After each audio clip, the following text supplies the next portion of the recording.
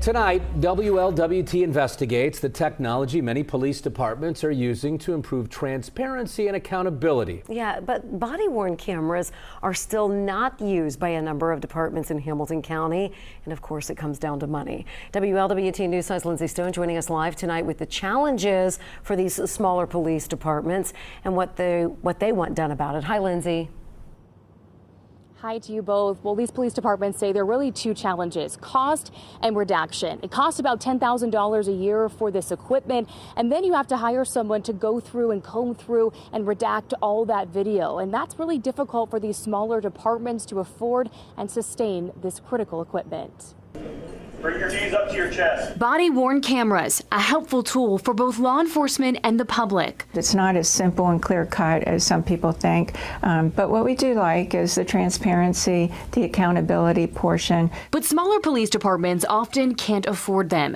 Hamilton County Prosecutor Melissa Powers says 9 departments in the county aren't equipped with this technology. It's just not a possibility for them, even with funding. Green Hills is one of the departments without body-worn cameras. Police Chief Jim Howard says he was quoted $48,000 for the cameras, storage, and editing equipment, a steep price for his small department, leading to many departments relying on grants from the state. It's not just a camera, it's the accessories, it's the equipment that goes with it, it's the person being off the street, it's the cost of storage, it's redacting. The Newtown Police Department was recently awarded a grant for around $30,000, which covered about half the cost of body-worn cameras. That meant the village had to come up with the other half, but they allowed us to pay it over 5 years, which significantly reduced the out-of-pocket cost at once, which made it affordable for us. But the challenge is that that lasts for 5 years. Police Chief Tom Synan says if the state believes body-worn cameras are a priority, more help needs to be offered. And hopefully the legislators plan on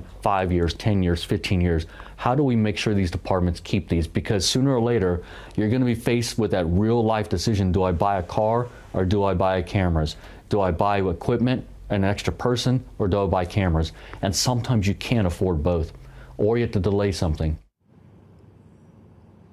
Earlier this year, Ohio Governor Mike DeWine awarded $5 million in grants towards police departments getting these body-worn cameras, but some are saying that's still not enough. I actually spoke to Elmwood Place Police Chief Randy Newsom. He says he's been applying for grants for months, even years, and all of them have been denied. So he and other local police departments are hoping that the state will continue this funding and even expand it into the future.